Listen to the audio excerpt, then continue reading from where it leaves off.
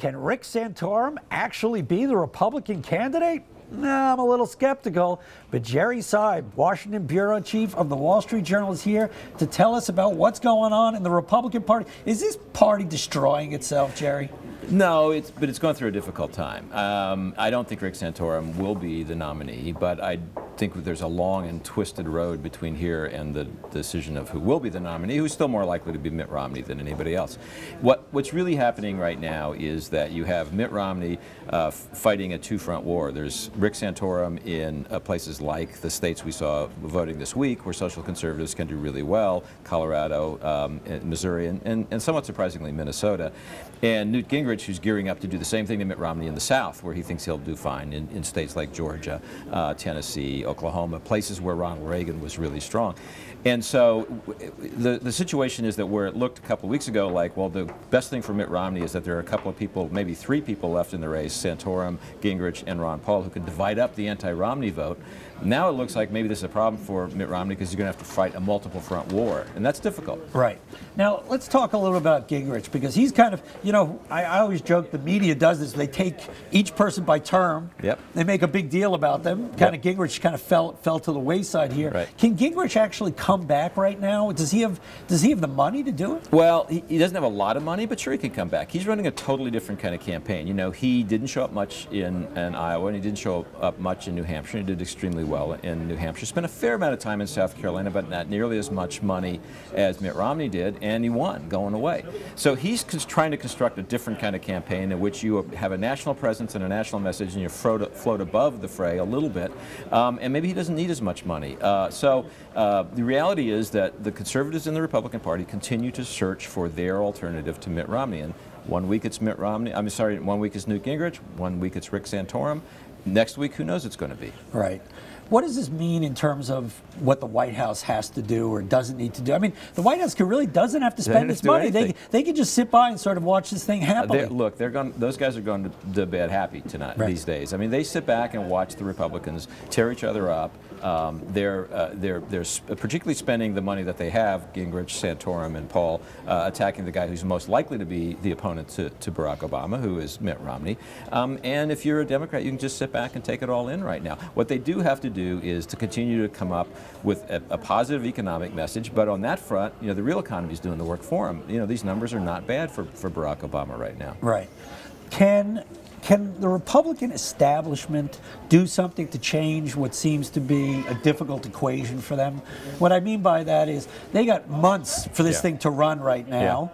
So the prospect of them going to some kind of convention with a split delegate base, you know, if you're the powers that be in the Republican Party, and that's a mixed group, but still, we're talking about nearly every major Republican politician. It's a terrifying spectacle. Well, it is and it isn't. Two answers to that. The first one is that the reason they shouldn't worry so much is the 2008 precedent. You know, we all said these things about the fight between Barack Obama and Hillary Clinton in 2008.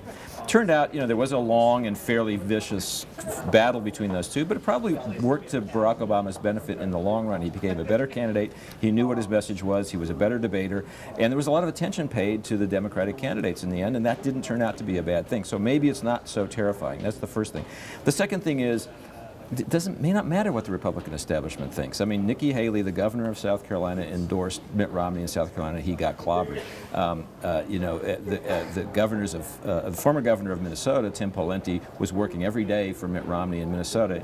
He lost there, got clobbered there. Roy Blunt, a very important political figure in Missouri, was working for Mitt Romney there. He got clobbered there. Yeah. So maybe it doesn't make any difference. I don't think they want to get to the convention and have a really splintered picture. That's for sure. But on the other hand, there may not be a lot they can do about it. Let's turn to the budget. The White House today issued new budget figures. I don't know how many years we've been going now without Congress passing a budget.